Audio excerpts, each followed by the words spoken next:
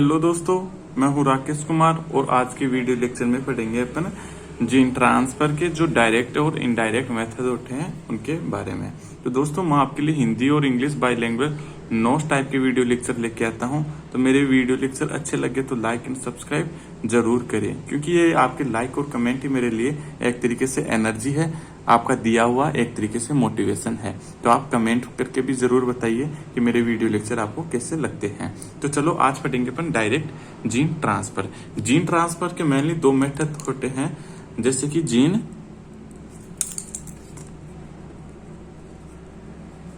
एक तो होता है डायरेक्ट, एक होता है इनडायरेक्ट। डायरेक्ट में क्या होता है कि अपन बिना किसी बायोलॉजिकल फैक्टर के अपन किसी भी टारगेट सेल में जीन का ट्रांसफर करते हैं। और इनडायरेक्टर में क्या होता है कि अपन कोई भी वेक्टर का यूज कर लेते हैं। जैसे वेक्टर होता है एग्रो बैक्टीरियम, है ना, से प्राप्त टीआई प्लाज्मिड का अपन यूज कर लिया। तो इस तरीके से अपन इसमें वेक्टर का यूज करते हैं, इसमें किसी भी प्रकार का कोई वेक्टर का यूज नहीं करते हैं। डायरेक्ट ही अपन टारगेट सेल में अपन जीन ट्रांसफर कर देते हैं। तो इसे अपन डायरेक्ट और इनडायरेक्ट में डिवाइड कर देते हैं। तो ठीक है, डायरेक्ट जीन ट्रांसफर में क्या होता है, डेफिनेशन देखना, बिना किसी बायोलॉजिकल फैक्टर जैसे कि एग्रो बैक्टीरियम की हेल्प से प्लांट सेल में डीएनए इंटर कराना एंड स्टेबल ट्रांसफॉर्मेशन प्राप्त करने को ही डायरेक्ट जीन ट्रांसफर कहते हैं। कि आप बोलोगे कि सर आप तो नोट्सों को बिगाड़ रहे हैं। दोस्तों, अपन को ना नोट्सों को तो बिगाड़ना हो और खुद को सुधारना है। कहीं पे भी कोई भी चीज आए आप साइड में लिख लेना, नोट्सों को सजाकर नहीं रखना। अपन को तो चीजें सीखनी है, तो आप कुछ भी अच्छी चीज हो तो आप लिख लिया करो, ताकि आप जब भी दोबारा पढ़ोगे तो आपको वो चीजें याद रहेगी। प्लांट सेल में सबसे डीएनए इंटर बहुत कम होता है, अतः different physical and chemical treatment से डीएनए का इंटर करवाया जाता है इन द टारगेट सेल में। कौन कौन से मेथड होता है डायरेक्ट जीन ट्रांसफर के लिए? पहले है एक केमिकल मेथड, इलेक्ट्रोपोरेशन। इससे ही इलेक्ट्रोफ्यूजन बोलते हैं, जो अपन आगे पढ़ेंगे।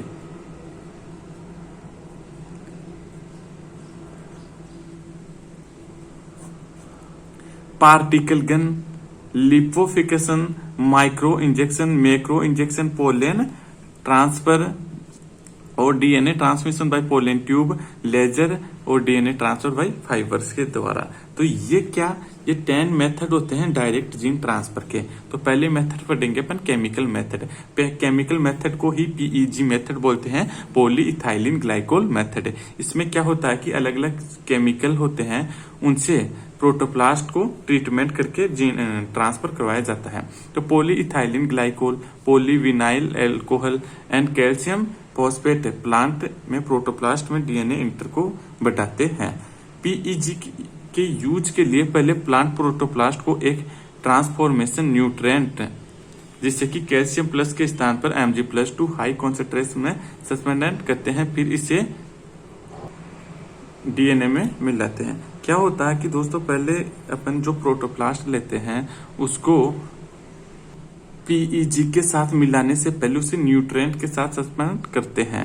डीएनए मिलाने से ठीक पहले प्लांट प्रोटोप्लास्ट को 5 मिनट तक 14 डिग्री सेंटीग्रेड पर हीट सोक देंगे। हीट सोक का मतलब हाई वोल्टेज का ट्रीटमेंट दिया जाता है। देने के बाद आइस में ट्रांसफर करने पर ट्रांसफॉर्मेशन की फ्रीक्वेंसी 10 to 1000 टाइम तक ग्रोथ होती है। अब प्रोटोप्लास्ट में पॉलीइथाइलिन ग्लाइकोल मिलाते हैं। कुछ टाइम के लिए इंक्यूबेशन उस्मायन, इसे बोलेंगे उस्मायन बोलते हैं, के बाद पीईजी की सांद्रता घटाते हैं और कैल्शियम+2 की सांद्रता बढ़ाते हैं। इसके बाद कुछ टाइम बाद क्या होता है कि जो ट्रांसफॉर्मिंग प्रोटोप्लास्ट का सिलेक्शन के लिए उन्हें सिलेक्टेबल न्यूट्रिएंट पर कल्चर करेंगे। जैसे ही अपन के पास जो ट्रांसफॉर्मिंग प्रोटोप्लास्ट प्राप्त हो जाता है, उसे न्यूट्रिएंट के साथ कल्चर करते हैं। न्यूट्रिएंट में आप MGT फड्डा होगा, B2 फड्डा होगा और व्हाइट कल्चर फड्डा होगा, इनके साथ कल्चर करेंगे। प्रोटोप्लास्ट की सेल वॉल का रिजेनरेशन होने के बाद में डिवीजन होने लगता है और उनसे फिर प्लांटलेट का रिजेनरेशन हो जाता है। अब आता है इलेक्ट्रोपोरेशन। इलेक्ट्रोपोरेशन को अपन क्या बोलेंगे? इलेक्ट्रोफ्यूजन। अपन के सिलेबस में दिया हुआ है एक तरीके से इलेक्ट्रोफ्यूजन के नाम से। तो इलेक्ट्रो को मतलब होता है लाइट, इलेक्ट्रिसिटी, और पोरेशन का मतलब कि पोर। तो अपन क्या करेंगे कि कोई प्रोटोप्लास्ट है उसकी जो वाल है उसमें छोटे छोटे पोर बन जाते हैं, और उन पोर से जो डीएनए मॉलिक्यूल होता है इनसाइड इंटर कर जाते हैं। तो इस प्रोसेस को ही बोलते हैं अपन इलेक्ट्रोपोरेशन। तो इस मेथड में प्लांट प्रोटोप्लास्ट को लो टाइम के लिए हाई वोल्टेज इलेक्ट्रिकल पल्स से इफेक्ट करते हैं, और हाई वोल्टेज पल्स से प्रोटोप्लास्ट की मेम्ब्रेन में क्या हो जाते हैं, पोर का फॉर्मेशन हो जाता है, जिनसे डीएनए मॉलिक्यूल उनके इनसाइड इंटर करते हैं। इलेक्ट्रोपोरेशन के द्वारा मैनी प्लांट्स जैसे मेज, टोबैको, राइस, वीट इटीसी में जीन ट्रांसफर करवाया गया है। इसी के साथ प्लांट सेल वाल को एंजाइम ट्रीटमेंट भी देते हैं, जिससे डीएनए इंटर करने से सिंपली हो जाता है। ये इसलिए करते हैं कि जो प्लांट सेल वाल को रिमूव करने के लिए एंजाइम के साथ ट्रीटमेंट करते हैं। अलग अलग एंजाइम हो गया, जैसे पेक्टिनेज हो गया, सेल्यूलेज होगा, हेमिसेल्यूलेज। इन एंजाइम को लो टेम्परेचर के साथ ट्रीटमेंट दिया जाता है। मेथड ऑफ इलेक्ट्रोपोरेशन की एक तो लो वोल्टेज पे दिया जाता है, एक हाई वोल्टेज पर दिया जाता है। इसमें 300 से 400 वोल्टेज सेंटीमीटर इनवर्स वोल्टेज को 10 to 15 माइक्रो सेकेंड के लिए पल्स देते हैं। जिस स्टेज में इलेक्ट्रोपोरेशन से 15% से प्रोटोप्लास्ट जीवित रहते हैं, वे ट्रांसफॉर्मेशन के लिए इष्टतम होती है। फॉलोइंग मेथड से ट्रांसफॉर्मेशन की फ्रीक्वेंसी कई टाइम तक इंक्रीज हो जाती है। कौन सी है? एक तो इलेक्ट्रोफोरेशन के ठीक पहले प्रोटोप्लास्ट को हीट शॉक देना, यानी कि हाई वोल्टेज का ट्रीटमेंट देना, और इलेक्ट्रोपोरेशन के दौरान अराउंड 8% पीईजी प्रेजेंट रहने से। अब आता है पार्टिकल गन, जीन गन, और इससे एक और नाम है अपने सिलेबस में दिया गया है बायोलिस्टिक। इसको भी बायोलिस्टिक भी इसे ही बोलते हैं।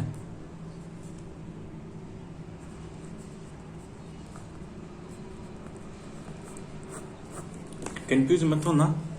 इस मेथड के द्वारा 1 to 2 माइक्रोमीटर डायमीटर के टंगस्टन, ये याद रखना, टंगस्टन और गोल्ड के पार्टिकल जिन पर डीएनए का लेपा हुआ रहता है, गंज के द्वारा गतिमान करते हैं, जिनसे वे सेल एंड न्यूक्लियस में इंटर कर जाते हैं। टारगेट सेल में क्या होता है कि इसमें ये डीएनए है, ये अपन का डीएनए है, और ये किसके, टंगस्टन एंड या गोल्ड के छोटे छोटे पार्टिकल्स है। तो इस डीएनए को इस पर लेप करवाकर ये टारगेट सेल है तो इसमें इंटर करवाना, ये एक मेथड है। इसे ही पार्टिकल गन कहते हैं या फिर बायोलिस्टिक्स बोलते हैं। तो इसकी जो मैकेनिज्म है वो किस तरीके से है, माइक्रो पार्टिकल टंगस्टन गोल्ड के 1 माइक्रोमीटर लगभग डायमीटर के पार्टिकल्स होते हैं। माइक्रो पार्टिकल पर डीएनए का लेपन करने के लिए पहले डीएनए को कैल्शियम क्लोराइड एवं स्पर्मिडीन, याद रखना, के सॉल्यूशन में मिलाते हैं। फिर इस सॉल्यूशन में माइक्रो पार्टिकल को मिलाकर माइक्रो पार्टिकल पर डीएनए का प्रेसिपिटेशन होने के बाद में माइक्रो पार्टिकल को मैक्रो कैरियर पर ट्रांसफर करते हैं और इन्हें सूखने देते हैं। डीएनए लेपन की यह प्रोसेस माइक्रो पार्टिकल के यूज के ठीक से पहले करते हैं। मैक्रो कैरियर को अब पार्टिकल गन में फिट कर देते हैं। आफ्टर हीलियम गैस से इतना दाब उत्पन्न करते हैं जिससे रिप्चर डिस्क फट जाती है। रिप्चर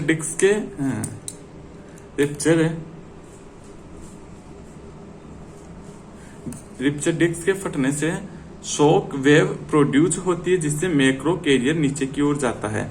जब मैक्रो कैरियर अवरोधक जाली से टकराता है तो इसके नीचे चिपके मैक्रो पार्टिकल जाली में से गुजर कर नीचे रखी सेल एंड न्यूक्लियस में इंटर कर जाते हैं, और particle gun method plant and animal cell equally useful होती है। इसके द्वारा मैंने plant such as rice, wheat, tobacco, papaya ETC में जीन ट्रांसफर करवा दिया जाता है।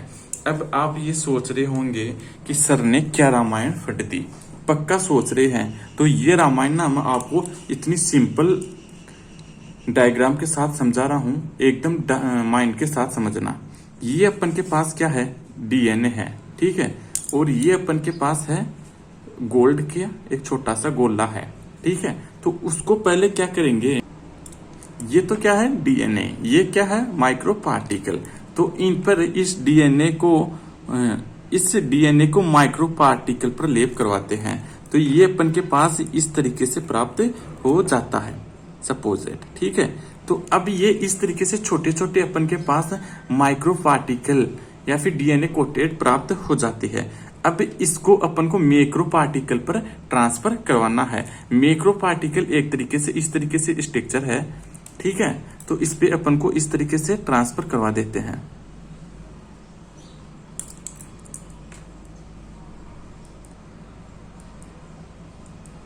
ये अपने पास क्या है, अब एक तरीके से डीएनए कोटेड के साथ मैक्रो पार्टिकल प्राप्त हो जाता है। इस मैक्रो पार्टिकल को अपन अब जो अपन की जो गन है, पार्टिकल गन है, उसमें फिट करेंगे। तो वो गन अपन के पास किस टाइप की है, आगे अच्छा वाला डायग्राम है, पहले मैं आपको इनको छोटे छोटे डिवाइड करके आपको समझा देता हूं कि जो अपन की जो गन है AK-47 वो कैसे बनती है। ठीक है, यहां पर तो एक बैरियर लगा होता है, सॉरी ये तो क्या होता है, रैप्चर डिस्क होती है,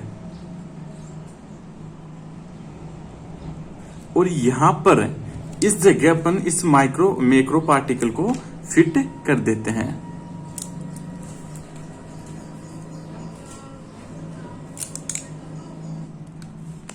ये अपन के पास क्या है, टारगेट सेल है, और इससे पहले अपन को एक और बनाना है स्टॉप स्क्रीनिंग, जैसे कि ये स्टॉप स्क्रीनिंग है। तो क्या होता है दोस्तों, ये कार्य कैसे करती है, फंक्शन कैसे करती है कि इस पर जैसे कि हीलियम गैस से प्रेशर लगा तो ये इस तरीके से हो जाएगी, फैल जाएगी, और फैलने के साथ ये जो मैक्रो पार्टिकल है ये धीरे धीरे नीचे आएगा। आने के बाद में यहाँ से जो ये माइक्रो पार्टिकल है ये तो ऐसे इंटर कर जाते हैं अंदर की ओर, लेकिन जो ये अपन के पास मैक्रो पार्टिकल है वो वापस वहीं पर ही रह जाता है, और इन जो माइक्रो पार्टिकल है इनको टारगेट साइड में इंटर करवा दिया जाता है। ये इस तरीके से फंक्शन है। इस पूरी रामायण का यही अंत में सार है, और अच्छे से डायग्राम के साथ अपन समझ लेते हैं। ये है पार्टिकल गन का डायग्राम। इसमें क्या है कि यहाँ से हीलियम गैस से प्रेशर लगता है, हीलियम गैस से प्रेशर लगने के बाद में जो रैप्चर डिस्क है वो इस तरीके से फैल जाती है। फैलने के साथ यहाँ पर प्रेशर लगेगा, प्रेशर लगने के साथ ही जो ये मैक्रो कैरियर है ये नीचे की ओर गति करेगी। नीचे की गति करने के साथ ही यहाँ से इंटर क्या कर जाएंगे, माइक्रो पार्टिकल इंटर कर जाएंगे, लेकिन मैक्रो कैरियर है वो वहीं पर ही रह जाएंगे, और फिर वो जो डीएनए कोटेड है ये अपन की टारगेट सेल है, टिश्यू है, इसमें इंटर कर जाएंगे। ठीक है, इस तरीके से ये शॉटगन मेथड फंक्शन करता है। अब आता है लिपोफिकेशन। ये क्या होता है, लाइफोसोम में भरकर प्लांट प्रोटोप्लास्ट में डीएनए पहुंचाने को ही लाइपोफिकेशन कहते हैं। और लिपोसोम होता है कि ये लिपिड की जो छोटे छोटे पार्टिकल्स होते हैं, स्मॉल वेसल्स को बोलते हैं। लिपोसोम लिपिड से बनी स्मॉल वेसल्स होती है। स्टार्टिंग में लिपोसोम नॉन आयनिक लिपिड से बने थे। स्टार्टिंग में क्या नॉन आयनिक लिपिड के थे, लेकिन उसमें क्या प्रॉब्लम थी, इस कारण डीएनए इंटर कराने के लिए स्पेशल मेथड अपनानी पड़ती थी। लेकिन अब कैटायनिक लिपिड के बनाए जाते हैं। इस मेथड में ट्रांसफॉर्मेशन की फ्रीक्वेंसी लगभग 4×10⁵ होती है। प्लांट ट्रांसफॉर्मेशन में इस मेथड का ज्यादा यूज नहीं किया जाता, लेकिन animal cell and ovule transformation के लिए इस मेथड को हाईली यूज किया जाता है।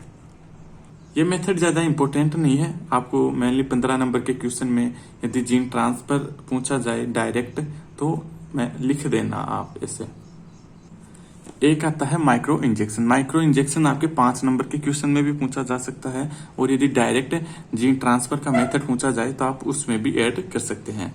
तो इस मेथड के द्वारा क्या होता है कि डीएनए सॉल्यूशन को माइक्रो इंजेक्शन की हेल्प से डायरेक्ट ही सेल या फिर सेल के न्यूक्लियस में ट्रांसफर करवा दिया जाता है। यूजुअली माइक्रो इंजेक्शन प्रोटोप्लास्ट के लिए यूज करते हैं, क्योंकि सेल वॉल इसमें बैरियर की तरह फंक्शन करती है। प्रोटोप्लास्ट को एग्वाराइज जेल लेपित स्लाइड पर इमोबाइलाइज करते हैं माइक्रो पिपेट की हेल्प से स्टेबल रखते हैं। यह मेथड एनिमल में एम्ब्रियो जाइगोट के ट्रांसफॉर्मेशन में वेरी हेल्पफुल होती है। सबसे ज्यादा इस मेथड का यूज जो जाइगोट के ट्रांसफॉर्मेशन में सबसे ज्यादा इस मेथड का यूज किया जाता है। किंतु प्रोटोप्लास्ट का माइक्रो इंजेक्शन काफी समय लेने वाला होता है। पर हावर मैक्सिमम 40 to 15 प्रोटोप्लास्ट में ही माइक्रो इंजेक्ट हो पाता है। इस मेथड में ट्रांसफॉर्मेशन की फ्रीक्वेंसी 14 to 68% तक हो सकती है। अतः यंग एम्ब्रियो सचेज जैसे कि somatic embryo, pollen embryo and zygote embryo की सेल्स का माइक्रो इंजेक्शन द्वारा ट्रांसफॉर्मेशन हाईली हेल्पफुल मेथड है। यह रामायण होती है एक तरीके से। ये सिंपल लैंग्वेज थी, आप इस डायग्राम के द्वारा समझना। क्या होता है, एक तो होल्डिंग पिपेट होती है जिससे क्या होता है कि प्रोटोप्लास्ट है उसको क्या कोई भी होस्ट सेल है उसको स्थिर करके रखते हैं। एक अपन के पास इंजेक्शन जैसा इंस्ट्रूमेंट होता है जिसमें डीएनए या फिर फॉरेन डीएनए भरा रहता है। अब इसको जो ये नीडल होती है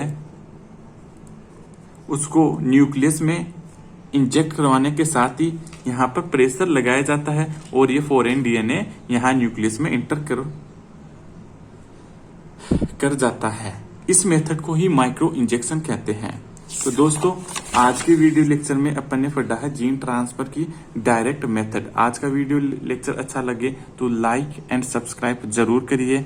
आगे के लिए ऐसे ही नोट्स टाइप के वीडियो लेक्चर लेके आऊंगा, इसके लिए आप चैनल को सब्सक्राइब जरूर कर लीजिए। तब तक के लिए जय हिंद। थैंक यू दोस्तों, हमेशा मुस्कुराते रहिए।